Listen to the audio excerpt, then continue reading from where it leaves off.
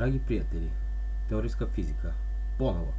Sa strane nauke najbrža brzina u prirodi je brzina svetlosti u vakuumu 299.792.458 metara u sekundi.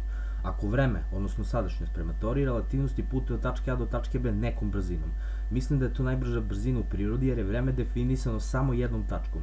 Svaka tačka je relativna u odnosu na neku drugu i neometano putuje kroz prostor koji je sa vremenom sastavni deo energije za protok i odvijanje iste.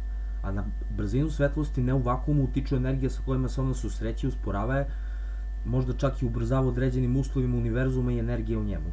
Jače energije, kao što su na primjer gravitacija, crna rupa, utiču na prostor i vreme, krive ga i tako dalje. Recimo, slabije energije ne utiču na prostor i vreme, mi ljudi koji se krećemo i to, ali moguće je da i utiču nekim udelom, ali jače energije kao gravitacija utiču, ove slabije teško, jako teško. To bi možda značilo da prostor i vreme imaju neku silu, odnosno jačinu, gde slabije sile i energije nemaju utice na prostor i vreme, a jače imaju. U prirodi sve se kreće konstantno, tako da se i prostor i vreme kreće, odnosno pokreće ih sila. Posmatrajući samo vreme, ta sila je u jednoj tački, a to je jedna dimenzija, znači, a sa prostorom imamo beskonačno tački sa energijom koje one imaju.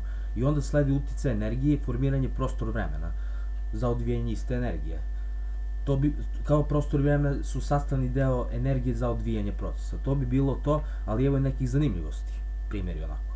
Evo onako jednog primjera za relativne osjećaje vremena. Svako nas drugačije osjeća i doživljava vreme, odvijanje nekog događaja iz svog ugla lično, kao gledajući život, prolazeći kroz tačke sadašnjosti, a sadašnjost se može zbog prošlosti i budućnosti definisati samo kao 0 sekundi, a to nije vreme, ali traje beskonačno. To je istina. To bi možda čak i značilo da naša svest ima neku jačinu i osjećaj, da dok prolazi kroz tačke sadašnjosti ima energiju i uticaj na osjećaj vremena relativno jer ga tako osjeća iz svog ugla, svoje perspektive. Kada bi recimo brzina svetlosti bila brža od brzine vremena, od tačke A do tačke B, znači da bi iz tačke A putovanjem do B iz A doputovalo u budućnost tačke B gledano iz A, a u tački B to bi bila sadašnjost. To je relativnost, ali mislim da je brzina svetlosti, odnosno brzina vremena brža od brzine svetlosti zbog jačine energije, ali jače elektromagnetne sile imaju uticaj na prostor vreme, kao što smo gore pomenuli. To je neko moje nadovezivanje na teoriju relativnosti, volim teorijsku fiziku, moj hobi. Pozdrav svima i lepe ispunjene naredne dane vam želimo, tako će i biti jer vi sami stvarate pogled na svet, svoju istinu iz duše i svog ugla života, a kontrolišete to sve do nas i naše dubine.